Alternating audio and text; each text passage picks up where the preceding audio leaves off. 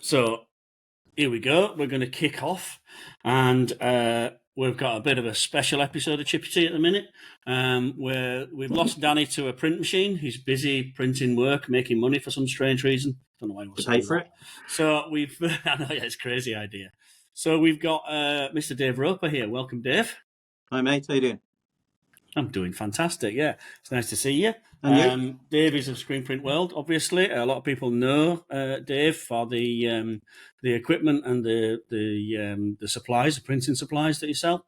But not many people know how Dave started in this industry. So, Dave, we're going to throw it over to you and ask you for a little bit of a Superman origin story, superhero origin story. Where did it all start? Because we've known each other for 30 years. I'm going to say 30 years. Yeah, but that 30 years, yeah. You look like you could know somebody for 30 years. I do, don't I? So. I do. Big paper round and all that, mate. You know, it's yeah, it is 30 years. I mean, I've been in the industry for 40 years this year. Wow. I know, it's scary. That is really scary. But there you go. I mean, I started on a YTS, sort of a fresh-faced young roper with a full head of hair, believe it or not. I don't believe you. I did a YTS. I wanted to be a photographer, and I had a choice of photography, design, and printing.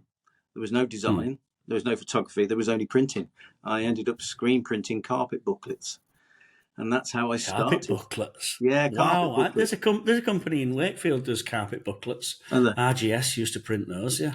Yeah, I used to screen print them, UV screen print them, and solvent screen print them, and I used to do 4 days there, and then I used to do a day at college and.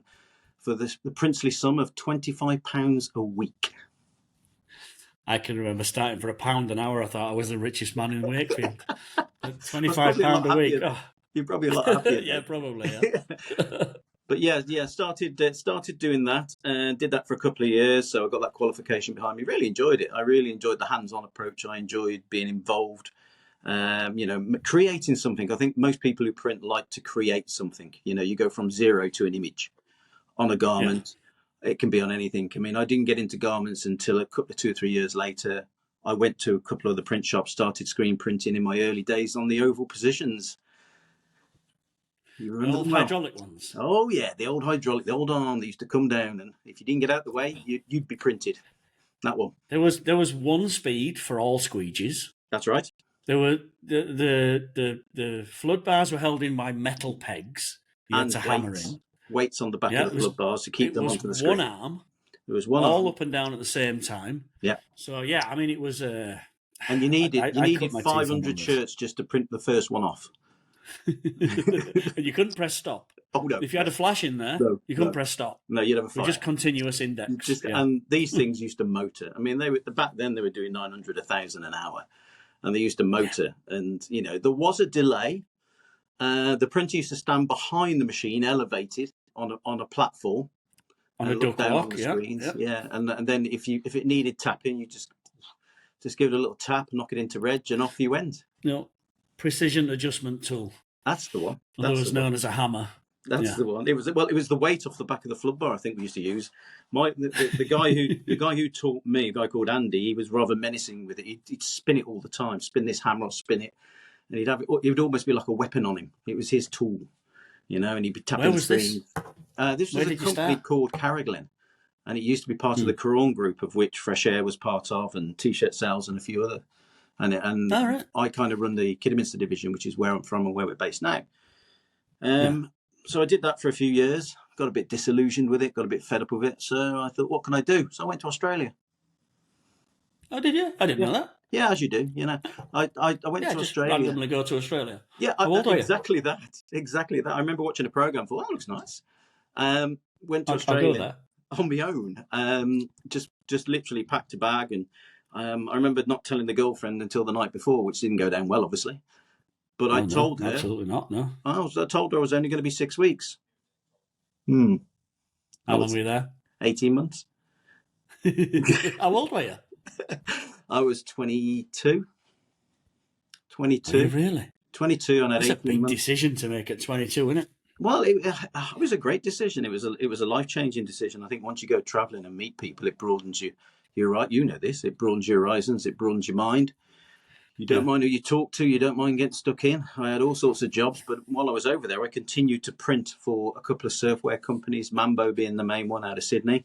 I was their head printer over there, and then I moved up to Cairns, worked on a dive boat, you know, did the usual things that people do while traveling, and just thoroughly enjoyed it. Went back through Thailand, like Asia. Oh, it was an amazing time. And I've still got friends that I met there that I still have now, all those years later. And that was like 93, 90, 94. And I still talk to those people, and I've got a lot in common with those people. We reminisce.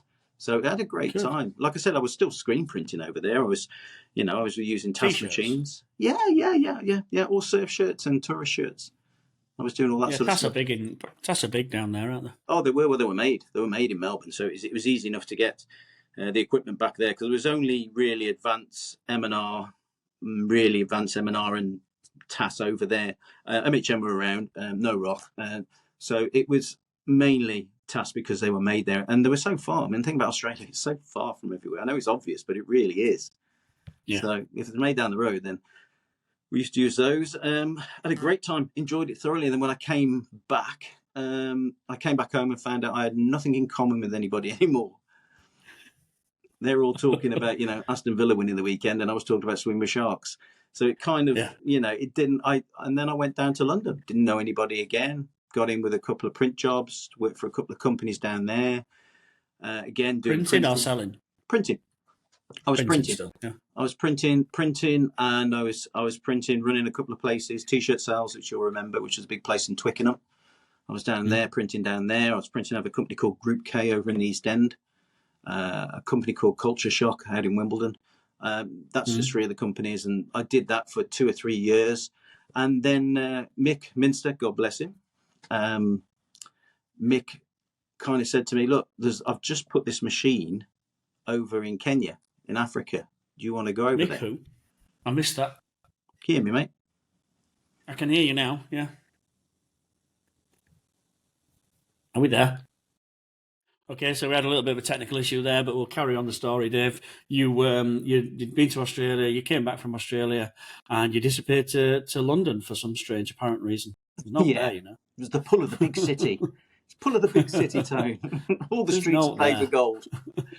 I went down there. Every shit. Yeah. Oh, yeah. I went down there, and I'd spent probably 5 years down there, working for various print shops. T-shirt sales over in Twickenham, which is probably the largest one. They had 7 or 8 autos at the time. Big shop. Printing. I remember T-shirt sales. Yeah. TSSP, wasn't it? T-shirt sales and promotions. Exactly. And that was in 96, because I was doing all the Euro 96 shirts. So I remember doing that and getting some tickets to go and watch. And it was all good fun. You're in your sort of early 20s. You're earning a good living. You're enjoying life. And then I got a call to go down to New Haven and work for a company called American Graffiti. Do you remember them, mate? That's where our paths crossed. Definitely. It was, mate. I was working for Jam Factory. That's right, yeah. Up in Leeds. The Millers, John and Adam Miller. Yeah. And they bought a company down south. That's all we were told. We bought a company down south. Well, all right, let's go in the car. Let's see what we've got. How far down south? Well, about as far as you can get without getting your feet wet. Yeah, exactly. Right, Brighton? It was New Haven, just along the coast. New Haven along the coast. And I'd been running the print shop for a while. I was employed to run it, and we were doing okay. And then all of a sudden, like I say, one day, you lot appeared. I was like, all right, who are you lot? And that's the way it went for a while. Yeah, with the padlock on the door, so you can't get in. That was it. But there you go. And again, down there, using M&R machines, I was using a belt machine, a Predator. What's called a Predator. Oh God, I remember the Predator. Ooh, horrible machine. That was a thirsty machine. Horrible that was for leather garment. Yeah, all over prints, wasn't it? Yeah. Don't tell me you've gone again. Are you still there? I'm still there, but you keep freezing, mate. You keep going in and out. You keep doing up. Was it Stan Boardman who did that? I think it was, yeah. And Jim Davidson, yeah. So yeah. So I worked down there for a while, and then that sort of went its way, as we know. And then Mick Minster, God bless his soul, is no longer with us, unfortunately. Mick rang me up. He knew about me because he'd been repairing the machines in wherever I went. I seemed to bump into him in T-shirt sales and places like that. And I got on with Mick really well. I mean, you know, who didn't? He's a likable, he's a good guy. likable bloke. Great guy. Mick said to me, I've just come back from Africa. I've just installed 2 machines over there. Do you want to go and teach them how to print? I went, why not? Yeah. So that was a 6-month contract that ended up being a 12-month contract. And I went over to Nairobi, to Kenya. Nice. I spent a year over there teaching plenty of people how to print. Sounds like a great idea. I wonder if I can do that. Be a consultant, they said. you'll go and visit the world. Yeah, no, every industrial estate alive you'll visit. Yeah. Every commercial chemical factory in the world you can go visit, and you'll see you there. can go visit an industrial estate somewhere in the middle of God knows where. Yeah, that was it. That was the one. So yeah, that's where I am now. Yeah, funny that. So I had had a short stint. Well, I say short stint, 12 months there. Came back, and I remember working for a print shop, and somebody coming up to me with a brochure trying to sell me an automatic, and I remember just thinking, "Wow, how bad is this guy? He's reading the brochure in front of me. I can do that." I mean, and he openly admitted, the guy, that he wasn't a screen print salesman and knew anything about it. In fact, he was an embroidery salesman. And I said, "Oh, right, okay." And I said, "Well, what you need somebody like me." Half sort of jokingly, half this. 10 minutes later, I got a call from a guy called Jeffrey McPherson, who said, "I believe you want to come and see me." And I said, "Yeah, sure." He said, "Well, do you want to pop up tonight?" And I went straight from London to Nottingham. And that's where I started selling the equipment then. So I actually started selling. I didn't know you worked for McPherson. Yeah, I was at McPherson's for 5 or 6 years. Oh, I didn't know that. Yeah. I went in and saw all these lovely shiny machines. There was a lot of machines in there, and I had to start shifting them, and I had to start talking to printers, and I loved it because it's what I knew. You know, I knew print, so I could talk to the guys. It's not really the hard sell when you know the product. And what did they sell? Was it it was advanced Samsung to begin with. Yeah, they made their own. They made their own Samsung machine, which quickly, after making about 20 of them, realised that they weren't that good. If I'm honest with you. Yep, I know. So so then we did advanced machinery at the time, which was that weren't too bad. The Centurion, which was a cracking machine, and the Express and an ALX, they were fine. And then they got the agency, because I knew the people at M&R. They got the agency for M&R. All right. And then they were selling M&R then for a few years. Enjoyed it. Was a UK sales manager. Got to see the whole of UK and Ireland and visit loads of print shops, and met loads of really nice people. It was a really nice job, but it just still wasn't sort of floating my boat, to be honest. I've been doing it sort of 5 or 6 years, and I thought, well, okay, what's next? So believe it or not, I went to go and teach snowboarding. That's random. Bit like me. I've been snowboarding for, at that point, I was sort of, late 20s, early 30s. I've been snowboarding for about 10 years. It was still quite in its infancy. So I went and did a course, and then was on my way to Andorra, and Rich Hoffman rang me and said, who used to own M&R, and said, "What are you doing?" I said, "Oh, I'm just going over to go and do my course." He said, "No, you're not." He said, "Change your flight and come and see me." And he was I think he was in Dusseldorf or somewhere. I said, "Well, I'm really sort of committed to this." He said, "Well, come and hear me out." So I thought, it's a day. So I booked another flight, went over to go and see him, and then I became the European sales manager for M&R. Nice. So I did a sort of 8 year stint for them, and that was great because I got to visit the whole of the US, and I get to visit the whole of Europe. I had 22 countries I was covering. Wow. And then one day I just thought, I've done this now. I felt like I was watching that Tom Hanks movie, where he lives in the airport. Yeah. It was a bit like that. It was starting to feel, and you'll know that feeling. You start to know all the ground staff, all the people that run the airport on a first name basis, and they go, "Hi, Dave." Some airports, definitely some airports, people say hello to you. And you start to know them. So after doing that, and it's a single man's job as well. It's not something that I wanted to sort of start a family and do other things.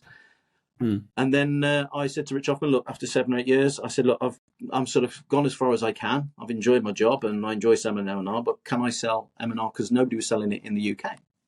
And I said, "Can I sell M&R in the UK?" And he sort of joked around. He said, "Of course you can."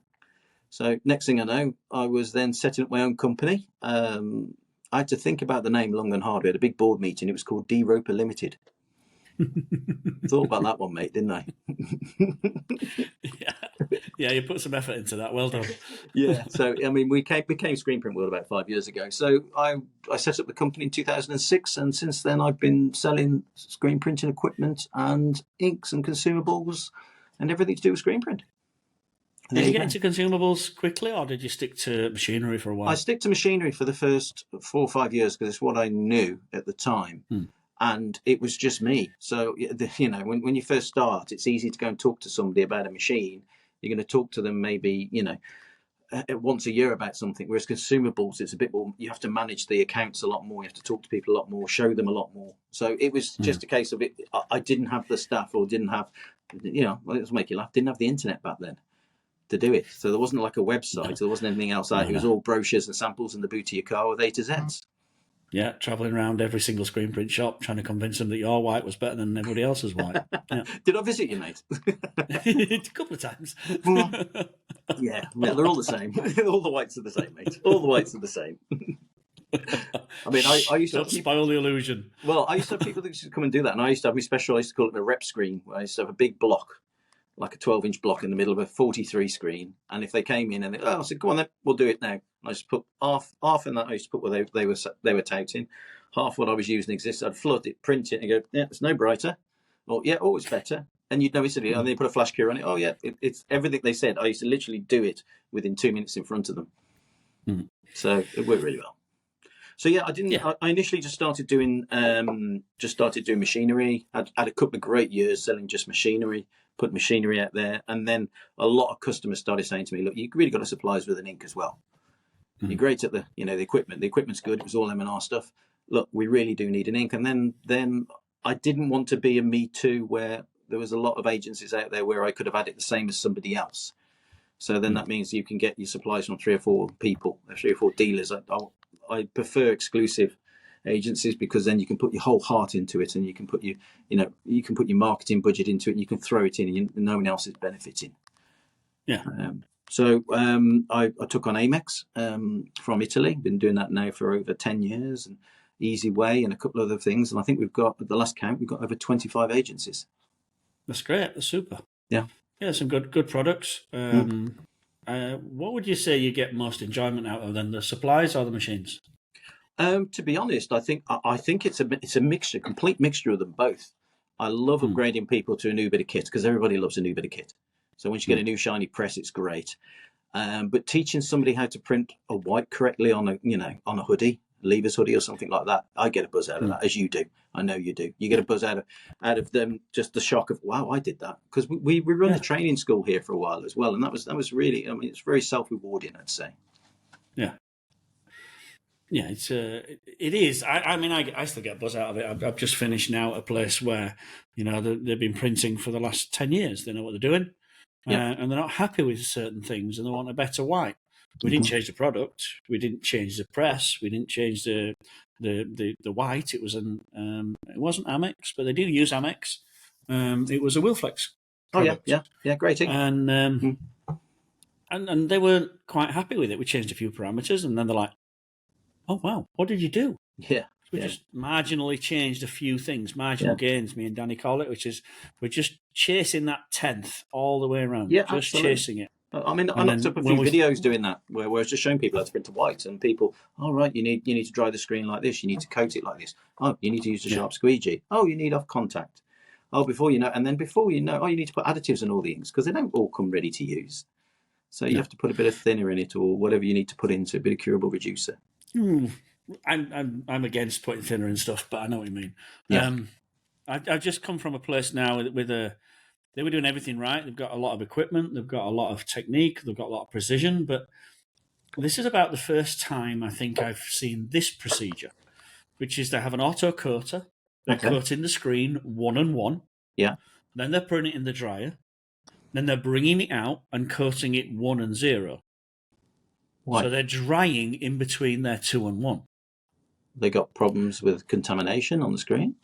No, this is how they always do it. So they dry, they coat a screen 1 and 1 both sides, put it in the dryer, come back 40 minutes later, and then they coat it again on the auto coater, but only on the shirt side. Yes, yeah, of course. So I've seen this done 25, 30 years ago. Well, we used to do when it we when used to do we were doing high build and puff and things like that. If you want to put a multi-coat lot of ink screens. down, yeah, yeah, Multi-coat screens, you build yeah. some tape around the edge, you build it up, Build it up, build it up, build it You up. can put almost a day into a screen. Yeah. And then get the exposure time wrong and it falls off.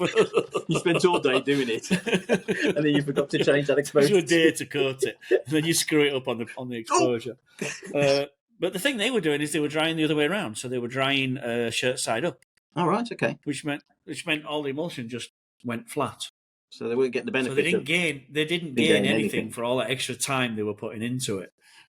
So it's a good example of they've seen it somewhere that you do 2 and 1. Yeah. So they've adopted 2 and 1. And then they've also seen it somewhere that you can dry in between coats. Yeah. And then they've just put these two facts together and not quite come up with the right solution. And although the screens are working, and when I asked if they got any screen breakdown, they said we've never had screen breakdown. Well, they wouldn't with all that emulsion on there. Well, I didn't know they were doing that. So I'm like, oh, that's good. What emulsion are you using? They're using a graphics emulsion. Right. All plastisol, long runs, and they said they never get any breakdown at all. I know, you must be doing good. You've got good humidity, you've got good controls. And I find out they're drying in between. So there's shitloads of emulsion on the screen, which is good, but it's all flat. There's no lip, no gasket at all to get a good wipe. So, changing a few of those things. The squeegees came with the press 10 years ago. Still the same blades. And they're still the same blades. Yeah. I mean, there's a lot of things. Half-rounded. Yeah, there's a lot of things, and you see it and I see it all the time, that I don't know, it doesn't seem to stick with some people. That, squeegee blades, they're a disposable thing. Consumable. Just get rid of them. I mean, back in the day, we used to have a squeegee sharpener. And if you've got a lot of squeegees, that's what we used to do. And then there was a squeegee cutter that used to cut them, used to trim them down. But now, just for how much blade is, I mean, I've got, I used to run my blades one way for about 4 to 6 months, depending on what the colour was, and then I'd turn them round. So I could turn them around in the squeegee holder, and so you've still got a good edge, and then run them again. So I'd get between 8 and 12 months, and as you say, you've just gone into a shop where they've had the press for 10 years, and they've still got lovely smooth or really hard blades. That's when you're really against it. Really hard, because they use cellulose thinners to clean with as well. Of course. Which was a smell that took me back 25 years. Yeah. When the only thing we used to clean with was cellulose thinners. Oh, geez. And I know, the closest you can get now is like a panel wipe in an auto shop. Yeah. But yeah, it's a real smell. And it evaporates. And we used to use it at Greens by the sort of like 25-litre drums were just lined up.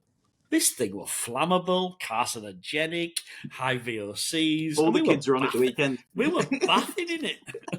It used to send your hands like a claw. It would dry and your hands would go like a claw and you'd be going out. That strange white colour. What's that white colour? It won't go away. Oh, that's my skin. Yes. Remember it well. And then you lose your sense of smell totally. Yeah, completely. Yeah. When I was using cellulose thinners down in London, I was catching the tube every day. Nobody'd ever sit near me. That's a great way to get your own seat. Yeah, it's a great way to get your own seat. Yeah. People think you're a petty head. Yeah. It's strange that, you've been in the industry that long. I have as well. And we've seen these changes come along, from either moving on from cellulose to the icky dicky goo stuff that you sell. I can't remember the name. Icky dicky goo, whatever you want to call it. Icky sticky unstuck. Made from beans, made from beans. So, and that's changed. We've come a long way, and the machinery's changed. We were using Rubylith and Letraset and cameras. Yeah, and Kodak cameras. You're showcasing a product now, the D2M, is it called? That's right. It's called the D2M Rapid Screen. Yeah. So we've sort of we've skipped. We now don't make a carrier. We used to print on the screen, which is sort of like CTS or DTS, direct to screen.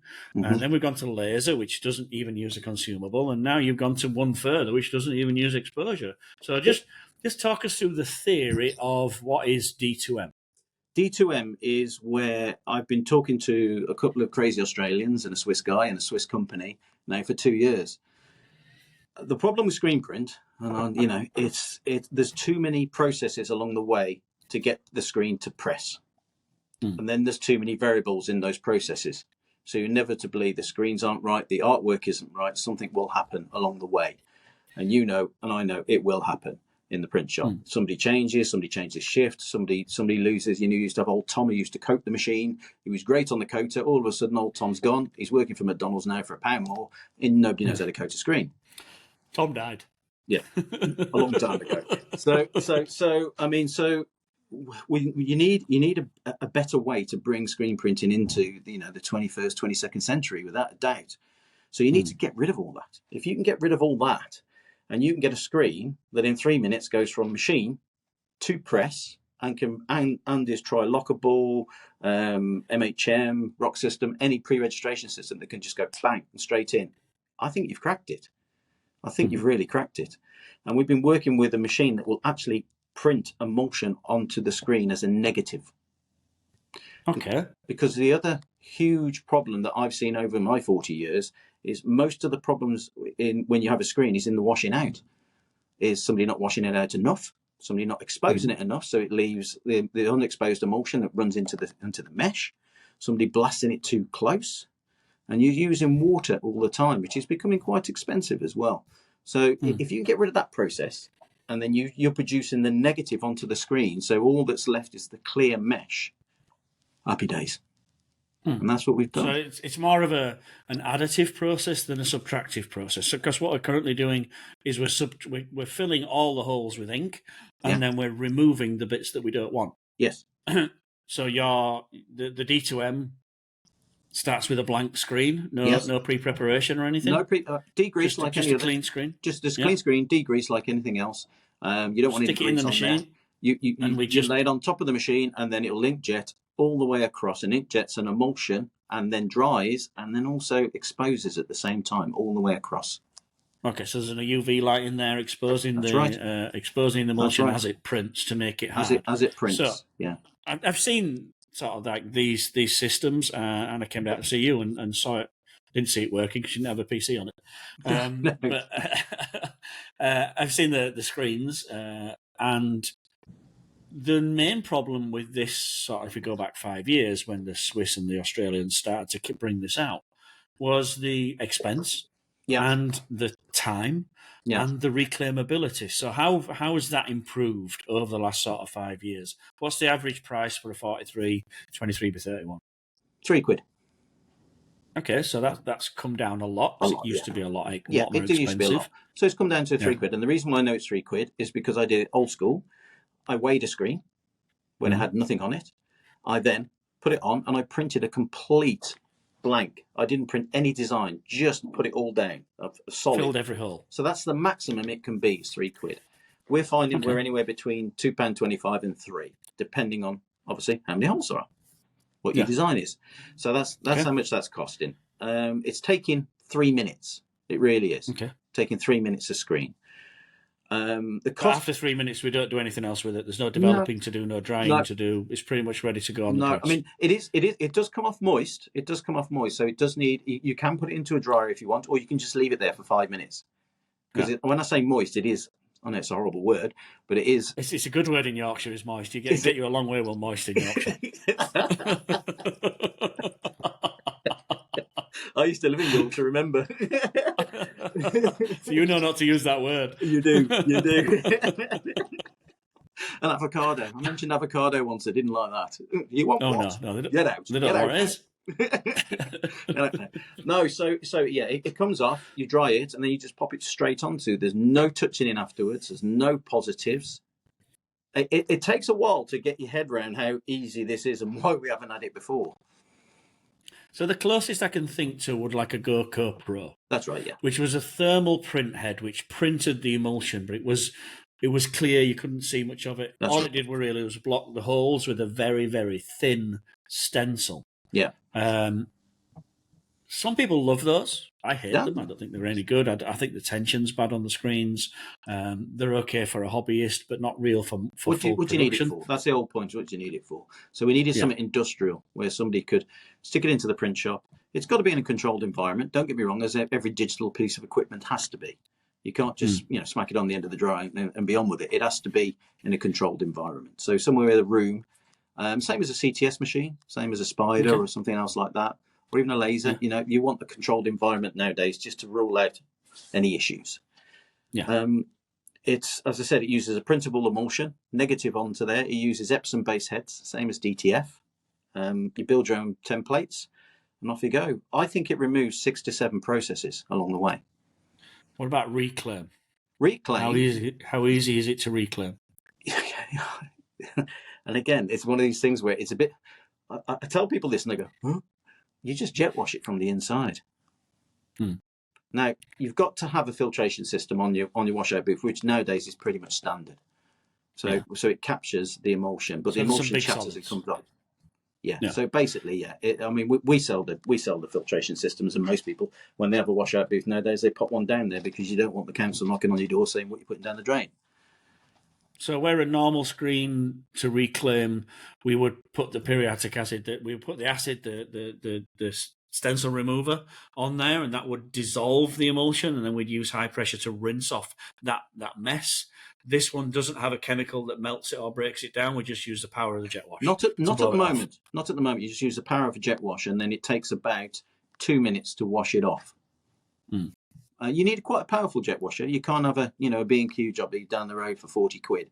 You need to be spending £200 to £400 on a jet washer. You need to buy one every third day. Yeah, you need to put 4 together and just. But no, so you need quite a bit of pressure there to release it, because obviously it needs to stick to the mesh. The only other things you'll need to do, which as with any screen, is if you want to dehaze it, then that's at that point you dehaze, and if you want to, then you degrease, dry, and then you go again. Back again. Yeah. Okay, be interesting. Have you got anything in testing with some sort of real world printers, some real hairy ass printers? We have some hairy ass printers. One in particular. I won't mention his name. Stu. Stu. Yeah, and he was the first one because he's local to us. And I shoved a load of screens for him. The first. It was quite funny actually. The first screens failed. He got 10 prints out of them and just said, "Come on, you're joking." And I was like, what the? And we just forgot a very simple process. We rectified that, and we made a next set for him, and he was printing polyester. It was a fun run for Greg. Okay, you just dropped out for a minute then, but I think you're back. Sorry, mate, the phone went off. He was printing a polyester running shirt, nice big white print on the front, 4 or 5 colours on top. I said, how big's the run? He went 5,000. Now, we've had the nod that it's okay for 3,000 prints, which, to be honest, 3,000 prints. I don't know many people in today's environment. Yeah, that's a big print. Yeah, exactly. And he said, "Look, it's a 5,000 print." And I said, "Well, I'll do you 2 screens just in case. I'll do you 2 sets because I'm thinking maybe I'll do 3,000, and then something happens. There's another set there." After the first day, I called him and he went, "No, it's fine, absolutely brilliant." I went, okay. He said, "The detail is amazing," because that's the other thing with this. You don't lose any detail. You don't get any light scatter from the exposure unit. You're not losing detail by going onto film. It's going directly onto the mesh. And he couldn't believe the line and the detail he was getting. Called him the next day and said, "Look, you're finishing that job up?" And he said, yeah, I've done it. I went, "Yeah." He said, "Yeah, on the original screens." He said he just started to break down at about 5,000. And I was quite impressed with that. And that was on an MHM press using plastisol inks. Yeah. Oh my God. So, are you sort of like optimistic? I know you're a salesman, so you're going to have to say yes to this anyway. I'm realistic. I also know you as a real person. Yeah, so I am. Are you optimistic? This is new. This is really new. But to me, this is that gap that's needed in the screen print industry to get rid of. I mean, nobody likes washout areas. Nobody likes screen cleaning areas. Nobody likes Nobody likes. I mean, the amount of stories you see, and then people say, "Oh, I've got to come in Saturday and make a dozen screens for next week." Who wants to do that? You should be spending time with your family or whatever you want to do, or recovering from your hangover on a Saturday morning. But to actually give that time back where you can just press a button and there's 3 minutes later, there's a screen that comes out. We've still got a lot more testing to do. We've had some positive results on water-based. We've had some positive results on discharge printing as well. I want to try solvent. I'm going to keep testing. At the moment, I'm making screens for people. I say, "Look, you buy the screen, I'll make it for you." Yeah, and I think we're doing one now. I said to a guy, he said, "I've got a really tricky job coming up. Can you do it?" I said, "Yeah, of course, I'd love it. Come on, bring it on. The trickier, the better." Sent the file through. It's 10 colours. I was like, "Cheers, mate. Thanks for that." So I'm doing it. I think if you want to have a look at it, I think we're actually doing it now. We're actually printing them out. If it's running now, pick your phone up. Let's have a look. Let's have a look. I'll just see if it's running. Just a minute. I'll be back in a minute. Sorry, it makes for a great view. We'll just look at the pictures behind you. All the great T-shirts on the wall. Right, this should be easy to take as you're on my phone. Okay. So It should be, yeah, but we've had technical issues, so yeah. I'm going to go the other way round rather than flip it because, like I said, we've had technical issues. So yeah. we'll get to. You're saying we've got a few shirts out there on the walls here at Screenprint World. Yeah, there's some nice shirts there on the wall. So Jordan's just popping. None that you printed, obviously, because it's been a long time since you held a screen. Sure did. So there's the screen going down. Can you see that, Tone? Because I can't see it. Okay. Yeah. So the screen's just popped in. You'll see that there's a vacuum pallet on there that sucks the mesh, and there's a very light wet that goes on. We're doing this job at the moment. Avoiding the word moist, but yeah, we can't. I've been told off about moist. So there we go. Yeah. So we've already done the screen for the customer. Here's, if you can see that. Yeah. And the detail, the detail that we're getting here, that's not shadow, that's actually dot. So is there a resolution limit? Well, the DPI on this is 2,400, and it can go above screen. It'll go into the graphic industry as well, which is where we're... And what about the thickness of the emulsion? Do you control that? We can control the thickness as a percentage. So typically at the moment, we're running on a 60 or 70% thickness. We can go up to 100%. And what's really interesting is we've done some high build screens as well, which I'll show you in a minute. And to do the high build, you just print it again? Yeah, exactly that. Yeah.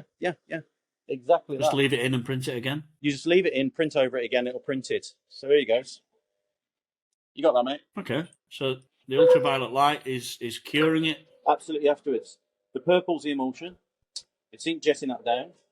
So as it injects it down... I've got really low resolution at this side. I just hope that it does actually increase the resolution when we upload it because,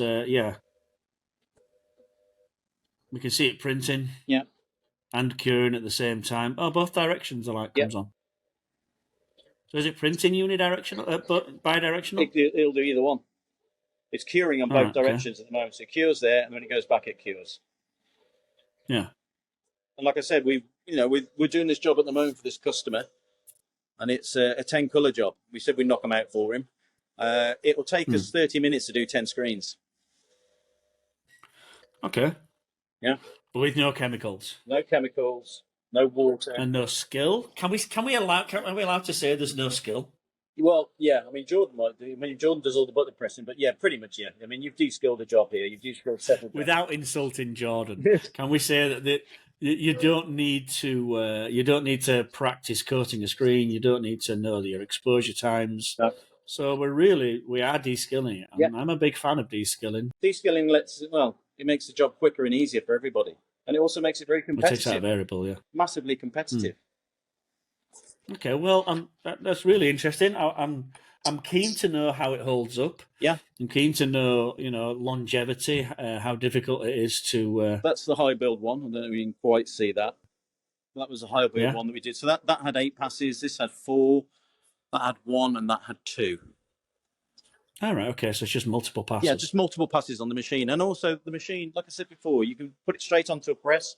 It can do straight away with a Trilock system or MHM system. So we get good registration as well. Yeah. So there we go. Good.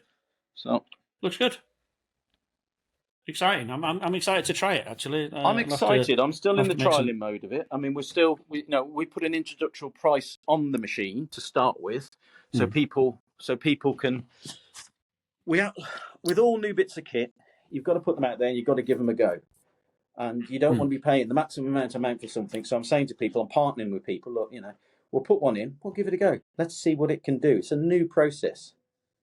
And with any new process... I think you've already published a ballpark figure, so you won't mind me asking you what a ballpark figure is. I think I've already seen it. We put it out there. We've had the first 5 or 6 we're going to pay out there for £40,000. Okay? But it will raise in the 3rd quarter to 4th quarter. It is going to raise to £48,000. It'll go up by 20%. So initially, it's going to be 40. So you're just trying to get it out there, get it noticeable, get it working, and get some good feedback from it, yeah? I just lost you. I got you back. No, there you go. Somebody texting you. What do you want for tea? No, somebody texting. Yeah. True.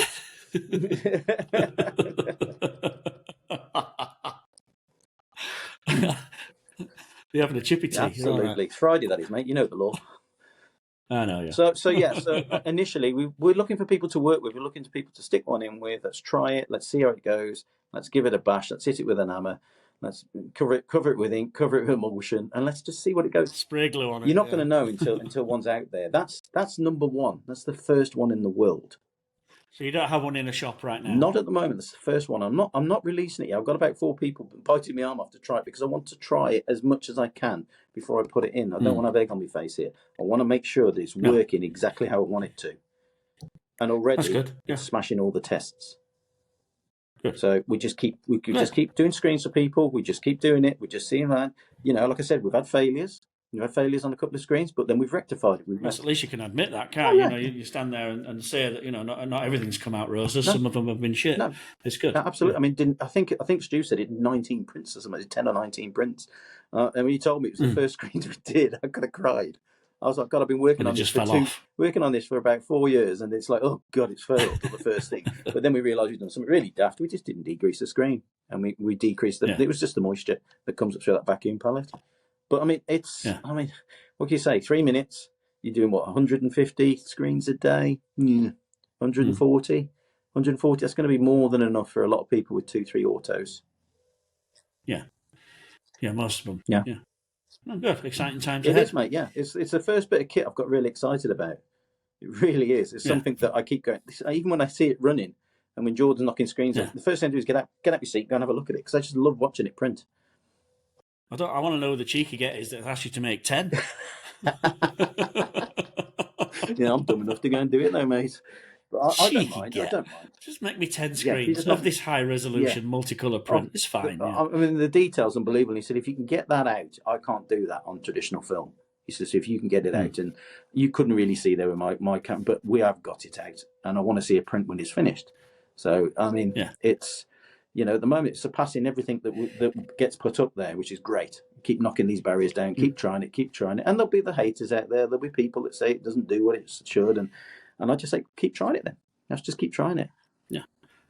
That's all we can do. Yeah. That's all we can do. What else have you seen in the industry that's sort of, that's making you think, oh, that's interesting. Has there been anything? No. What about hybrid? Hybrid. Where do you stand on hybrid? Yeah, but hybrid's been around for a long time. I mean, hybrid is still the best way to do a digital production, without a doubt, for a cost. You sell the digital squeegee. Digital squeegee. Our digital squeegee. And then we got the Polaris. And that's been around for how long now? It's been around for 6 years, 7 years. And we've got. So that's out in the field. I went to a place that had 15 of these digital squeegees, and got me thinking, they must work if they've got 15 of them. They've got a really good sales guy. They've got hundreds out there. I struggle in finding a slot to put hybrid. Now I don't visit a lot of high volume producers anymore. Yeah. My producers are all within the sort of like, if one of my producers my customers got a 50,000 run, it'll scare them to death. Yeah, of course. Whereas we used to live, eat, and breathe 50,000 runs. Yeah, that was a week's work. We wouldn't set a machine up for less than that. It was normal. So where does you think the hybrid sits? What sort of customer wants a hybrid machine? Somebody, it's a lot of fashion people, and there's a lot of people who've got production. So somebody who suddenly comes up and says, "Look, I want 200 shirts. I want digital quality. I want 200." It's perfect for it. Absolutely perfect. And the ones that we've got out there, they're smashing out quite easily 350, 400 prints an hour. And they are munching these prints. Because just so you know, it's a water-based white, which is the majority of the cost in digital anyway, and majority of the problem as well. So it's a screen print white. You dry it, amongst other things, you flatten it as well, but you dry it, and then you get a CMYK head that goes over the top and puts the image on top. So, So with that system, does it print onto a wet binder, or does it print onto dry white ink? It prints onto a wet binder. There's a clear binder that you can put on before and after. And after is to help wash resistance as well. So you can put a clear binder on afterwards. So the hybrid system, the only, I suppose, if you want a disadvantage is that you've got to have a big enough press to put it on. So you've got to have at least a 14 or a 16 colour press. Usually an oval for space. Usually an oval for space because we're not great on space here. But I mean, it's, you know, the hybrid system. It's been around that long now. It isn't new to me. You know. No, it's been around a long time. Yeah. I've been watching it for a long time. I just struggle to find the gap to put it in, because I see a lot of companies investing a lot of money in the future of hybrid, and they're like, oh, well, our system does this, our system does this, and our system does this. And I struggle with, like, who's going to buy it? Especially with, and now I'd love to know your opinion on this, DTF. DTF. Oh, you went you had a little bit of a tick. Well, the that's because you're old school. I know. No, it's not. It's not. I really struggle with. Don't really struggle. We sell DTF, and we were in right at the beginning because I saw what it's done. It's the king's new clothes, isn't it? Everybody wants it. It's out there. Everybody's, oh, I must have one. I must have one. I must have one. And they're spending a lot of money on these machines. I mean, I think there's well over 750 machines within the UK alone, where people have bought these machines. Now, they're productive, you know, they do a lot of production, but at the end of the day, it's still a transfer. Mm-hmm. Now, absolutely. You and I remember transfers. Those transfers, harsh feel on the garment, a bit uncomfortable, don't breathe very well, and historically didn't wash that well. Now, this is from a Screenprint guy, so it may sound like I'm going down it.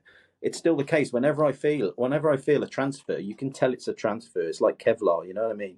You could use one of those and go out and wakey on the weekend and not get stabbed. Well, you'll still definitely get stabbed, but you'll survive it. I will take my screen printer's hat off for a minute and say that the feel, look, and general sort of appearance of DTF has improved dramatically over the last 2 years that I've seen it come through. Yeah. Yes, they used to be solid. Yes, they used to be like a piece of vinyl that you've cut out and just stuck on. Yeah. Now there are techniques, powders, papers, and inks that reduce that and make it look a lot better and simpler to use. Stop taking those calls. No. It's my phone saying I've only got 20%. Here we go. I'll pop him in. Not taking the calls, mate. No, it's no. You're absolutely right. It's come a long way in 2 years. So where will it be in another 2 years' time? You know, well, I mean, the big question everyone keeps asking me, because we're screen printers and we're known for doing screen prints, is, is it taking away a screen print market? I don't think it is. No. What it does, it fits into the tree of garment embellishment. You know, so you basically got. I might steal that later, Dave, when you're not looking. Unusual. I say it complements screen printing really well. I quite like the idea of it fits into the tree of embellishment. Well, it does, because there's many ways nowadays to embellish a garment, and there are many ways. Yeah. There's like a dozen ways that you can get your image onto a garment, and screen print was one of the first, along with embroidery. And then all of a sudden we saw. Back then, it was transfers, screen print transfers. And I heard, people are going to do screen print transfers. That's it. Screen printed's over. It didn't. And then the big one was direct to garment when that came out 10, 15 years ago. And everyone was, it's over. It's over. Screen print's over. It didn't. It carried on. You can still screen. I still say we're 5 years away. I still say we're 5 years away from DTG having an impact on screen print. Yeah. And I've said that for 15 years. Yeah. Yeah, well, it's got. And I still think we're 5 years away. It's got to a point. There's too many processes. It's too expensive and it's too slow. You sell DTG, so yeah, I do. But the DTGs I sell are doing 350 pieces an hour. That's a Polaris. So these are the standalone unit, not a screen, not a digital. There's not a screen on there. There's a white head, and there's a white head that goes around. It digitally prints a white down. It flashes that white. It doesn't wait for it to dry. It flashes it. It pre-cheats within the machine and then digitally puts it on top. Amazing machine. Does it sit on a press, or is it its own unit? It's its own unit. The Polaris is its own unit. All right, okay.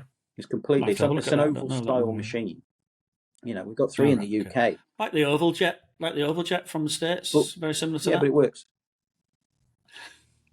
No. Well, it does. It does. They've got over 100 at the moment, the Polaris, and they launched it 2 years ago. And places have got multiples of them. I think there's a place over in the States that's got 15 of them. That does a lot of big work. So Okay, so you see DTG going that way then, rather than the individual one-offs, because is it any good for one-offs or? Yeah, it'll do one-off or it'll do production. All right, okay. It's a quick machine. It's a quick digital machine. It's not something like a Cornette where you don't need to sell your left kidney to have one. These machines are pretty. And keep it. Yeah, they're pretty affordable compared to some of the machines out there. It's online. A lot of the companies, obviously now since COVID, online has just thrived and just created a whole industry in itself, where people will instantly buy a shirt online. They have no qualms about it, and they'll have 20 different colorways and 20 different sizes, and they've got 5,000 designs. So you can only do it that way. But what's quite funny about, we're going back to DTF there, I took a call today from a customer who bought a DTF 12 months ago and now wants to go and set up a screen print machine. Oh. So it's actually gone back, because he says, I need production. I need to be able to produce something. Most of my stuff I'm doing is relatively simple. Don't get me wrong, there's some beautiful DTF prints out there, and I see some stunning prints that you probably couldn't do with screen print. So you're looking at it and you think, okay. And he says, well, I need to be able to produce a 1 color, 2 color, 3 color, but I need to be able to produce it for a price. Whereas DTF's become quite expensive. You're looking at 20, 25 grand for a machine.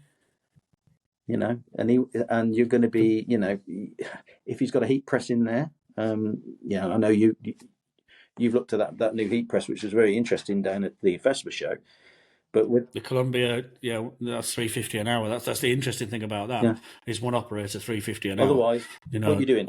Other than that, you're doing 60, 70 an hour, placing, peeling, placing, peeling, placing. So you can only go as quick. There's a bottleneck there somewhere. There's a bottleneck. So unless you spend sort of £50,000 on one of those machines, there's a bottleneck there. And then you're looking at a 25 grand front, 50,000 at the back. You're looking at a £75,000 setup to probably produce 1,500, 2,000 garments a day. What's the most you've seen in an 8-hour shift on screen print? With me loading, 7,000. 7,000. I mean, and the cost would be pennies. I only did it once. You couldn't do it again. Back was in bits. I won't do it again. I got paid exactly the same amount of money for doing 7,000 as I did for fucking 2.5. There you go. I soon learned that lesson. True printer. Once a printer, always a printer. Slow it down. He's gone out the room quick. Slow it down. For fuck's sake, 3,000 is good enough. If you hit 3,000 by 3 o'clock, those last 2 hours, they're nice and easy. Nice and easy. And you're sorting out for tomorrow, aren't you? You're getting everything ready for tomorrow. Yeah. It's easy then. Easy after. But yeah, so, I mean, those runs out there anymore, Dave. Those runs out there. People don't do 3,000 a day anymore. The average run in the UK, I would say, is below 200. No, I'd probably agree. And the machinery's not made for that. No. You say that you've got a guy buying a screen print machine from a DTF. From DTF to screen print. Yeah. My last job in San Diego was a guy who's bought a screen print machine from a DTG, from a Cornet. Yeah. Now he's keeping the Cornet. Yeah. There's not a replacement. What he's saying is he's got 30, 40 different designs. Yeah. And every now and again, one of them takes off. Yeah. So that one that takes off, the Cornet can't cope. Yeah. He can't print them as fast as he can sell them. He can sell them so fast online on his multiple shops, not just one shop. Yeah. That when it hits, he wants the ability to be able to reproduce something similar on a screen print machine at 300 or 400 an hour. Yeah, no, and you can do that, as you know. You can crack on and do it. And it works. With the new He's DTM, really well with it, you can knock out the screens quickly and bosh, there you go. I would always a salesman. I would say it works really well, but I walked into this job. The guy hasn't printed for the last 5 years. His last machine was an old Sportsman. He's just bought a brand spanking new to him Challenger 3, 1816. Wow, it's a big machine. And he wants to print water-based inks, 10 to 12 colours. Why? And I walked into that. I'm like, why? Why? I mean, so you're new to this because of these. Every now and again, that one job that he was doing a CMYK on his digital went boom. So my first test job with him was an 8 colour. Really? Oh my God, what is this? Really? I mean, couldn't you do it 4 colour process? On the white shirts, yes. On the dark shirts, no. It just didn't work quite the same. And you got the separations done, so yeah. Well, if it's already done now, it's an odd one. Like I said, DTF fits within the tree. It fits within sublimation that's there. The embellishment tree. It does. I mean, you got to look at the garments. Okay, how are we going to put your image on this? Now it's going to depend on what the garment's made of. Years ago, there was just cotton.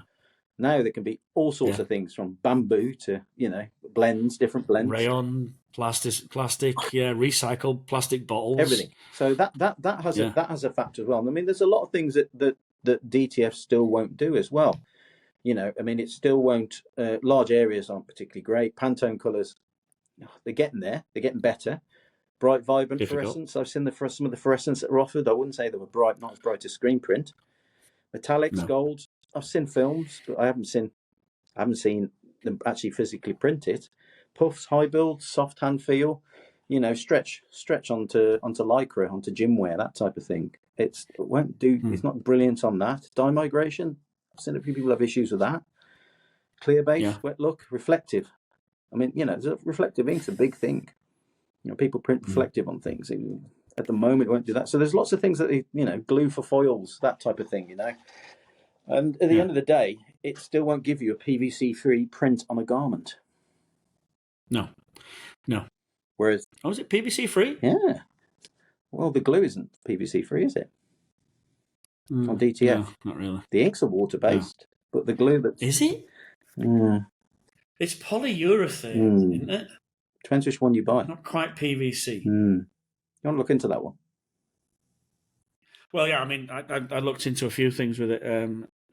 As soon as the sort of let's call them Californians, for want of a better word, your vegan tree huggers, get hold of the tree huggers. As soon as they get hold of the fact that we're throwing away this single-use plastic on the backing, straight into landfill, that'll be a killer. If you see a heavy user of DTF, you go outside and look in their biffa skip, and it's just you don't need to. It's overflowing all in the car park zone. Yeah, it's reams and reams of the plastic stuff. So it's being produced quickly. I mean, there's a nice image. It looks fantastic on polo shirts, uneven surfaces, baseball caps, that type of thing. Promotional, throwaway, or even, like I said before, it's not like school leavers hoodies, because you can individually put each name in there. I mean, that's what it's perfect for. So I'll probably see it take work away from direct to garment more so than screen print. That's what I've seen. And also vinyl, the Roland cutters and that. Vinyl's dead. Yeah. Vinyl went out of the way. It's gone. Finished. The old Roland or Mimaki cutters, they've done. Finito. I go to a place up in Newcastle and they had 3 of those constantly pulling out names, school leavers. They had a full table of weeders and they had a bank of 3 or 4 heat presses constantly doing these small orders. They put one DTF in. The first thing that went was the Rolands. They've gone. And then they increased the heat presses to 10. There's no weeding in the middle, so the girls that were weeding are now pressing. And they just moved to, if it's less than 50 pieces, it's DTF. I mean, my other concern with DTF, which is I'm seeing it happen all the time at the moment, is it's what I call a low-skill job. In screen print, you earn your badge. It's a skilled job. You have to understand how it works. And with something like, we've got people that have, going to Quick Wix website, knock themselves up, and they're a T-shirt printer. And that they're very quickly into the industry. And because they're very quick and they haven't been around for a while, the only way they can compete is on price. Now, I've watched the price per metre of DTF go from when it started, £20, and I picked up this month's Images magazine, and across 3 pages, it went from £9.90. Did you see it? £9.95 cheapest. I saw Next it. page, £9. Next page, £8.55. I've been offered it. I mean, we don't do any printing at all, but you talk to people, and I've been offered it for £6. No, it's £1 for a metre of plastic. So somebody's doing it for £5 with ink and labour and everything else. And that's because people are coming in, some of the people coming into the industry aren't from the industry. And they probably haven't got the overheads that some of the other people have got. Got 0 overheads. Mum's back bedroom, we call them, bedroom printers, basically. The bedroom warriors, Bedroom warriors. That's what's happening. That means something else up here. Again, that north-south divide, lad. And again, that's what I'm seeing a lot of people happening. And I think there's too many DTFs at the moment in the UK, if I'm honest.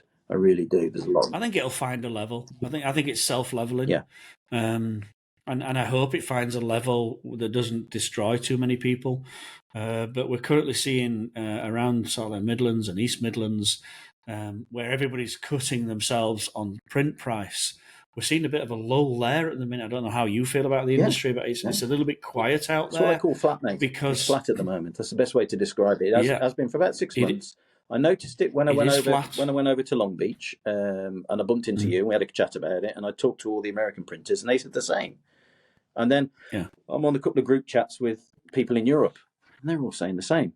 So it's not just us. It isn't. We always look at it. Oh, it's just us, the UK. It isn't just us. I think it's the whole world is a bit flat at the moment. And then we could do with a good cycles. Summer. Yeah. We need some sunshine. Somebody said to me, "We need some sunshine." Absolutely. I didn't realise I'm not always in the UK, but I didn't realise it's pretty much rained. It started raining, and then 4 months later, it's still raining. 21 days of rain we've had in March. I don't see it because I'm not always there. I mean, and that does affect. It's depressing. Well, exactly. I mean, who wants to go out and buy a T-shirt when all it's done is absolutely pissed down for 4 months?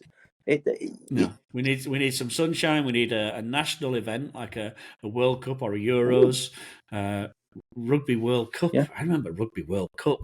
Jesus, at Jam Factory, Rugby World Cup, we put it on the press. 150,000 white shirts later, it's still on the press. Unbelievable, isn't it? Unbelievable. 150,000. Yeah, I remember doing the London Marathon shirts.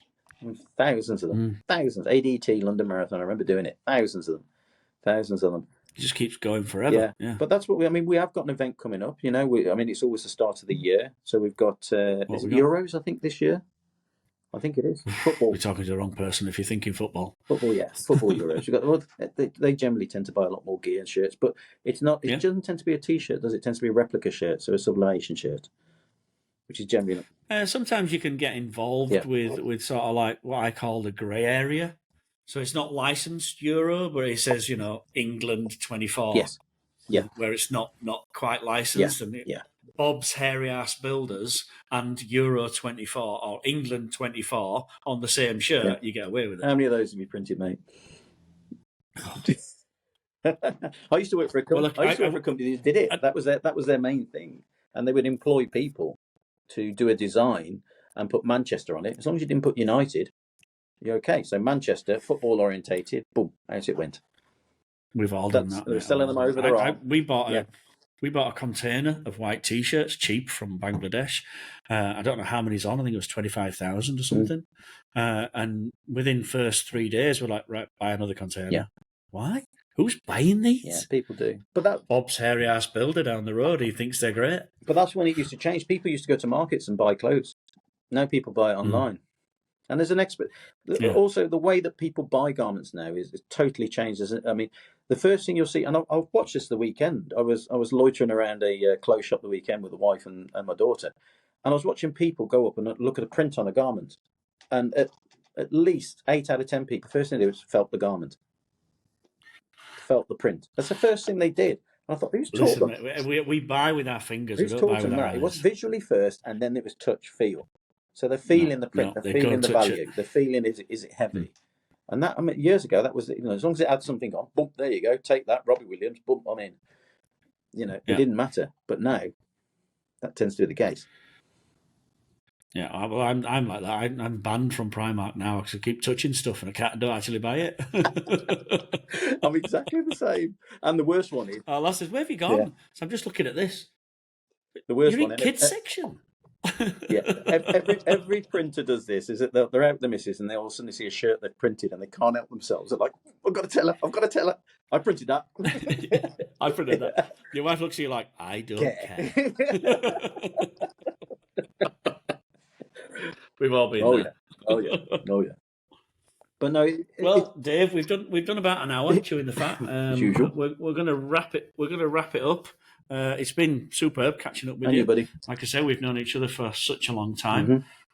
Hopefully, your predictions don't come true, and we still have a good screen print embellishment industry going forward.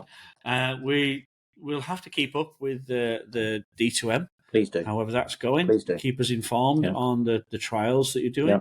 Really interested to see it go. And I might even come and get my hands on one and come and play with have a play with it. You come in past, come and play it. I mean, incidentally, we did put it on Instagram the other day. We thought we'll just put it on there. Over 1 million hits. Over 1 million. I've never had anything go viral. Makes you an influencer. No. You're an influencer. Tell your kids you're an internet star. Ooh. They don't believe No, you. they don't believe me anyway. Right, so we're going to wrap it up. It'd be good to see how what happens in the future. Yeah. You have to keep in touch with us, and so it's a massive sort of. You have to say "I'll say this" before you go. You know that I'll say when you came on here, you were contractually obliged to say "I'll say this" and hold your hand up. I'll sit there. Close enough. Not bad for a brother. I'm a part of the clan now. Yeah, you're in. I'll Yeah. give my love to, Right, give my that's love it. to Cheers. Danny when you see him, all right? Yeah, we'll just press stop on here.